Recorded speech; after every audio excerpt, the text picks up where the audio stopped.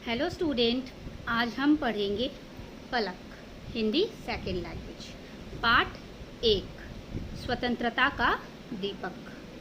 स्वतंत्रता का दीपक के कवि हैं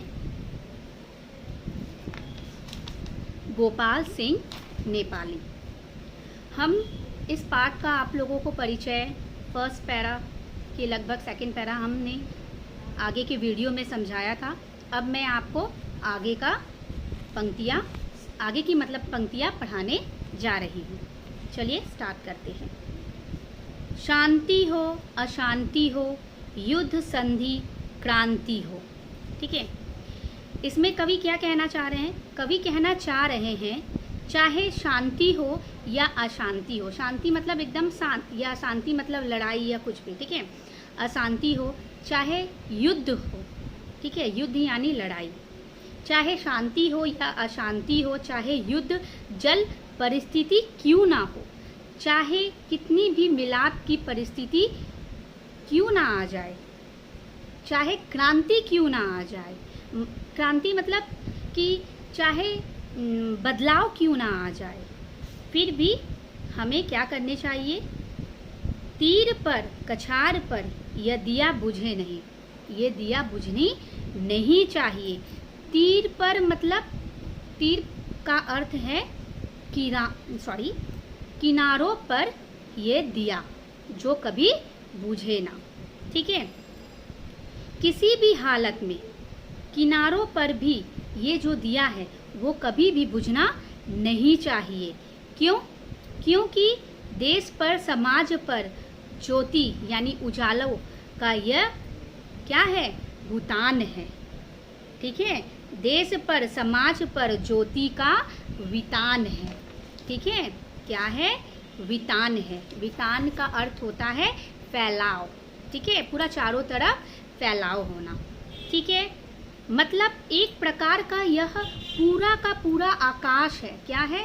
आसमान।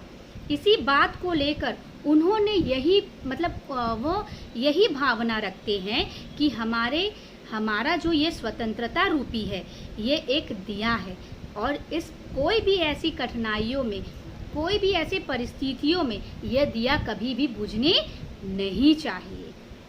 ओके स्टूडेंट,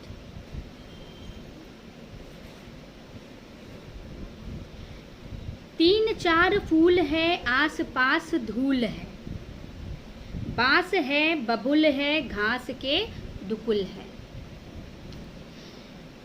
इस पंक्ति में कवि यह कहना चाहते हैं कि 3 या 4 फूल हो, चाहे कम फूल हो, चाहे कितनी भी हमारे आसपास धूल क्यों ना हो। ठीक है, ठीक है, बांस है बबुल है घास के दुकुल है।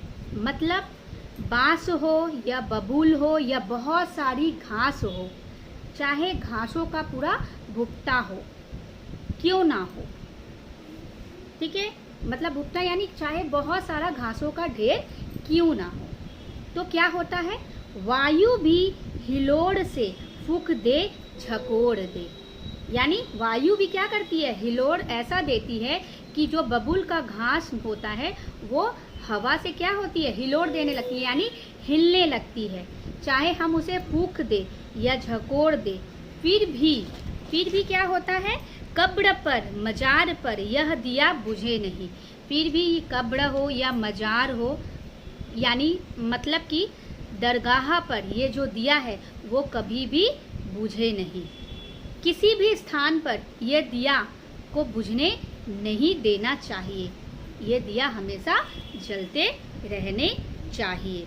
यह किसी शहीद का पुण्य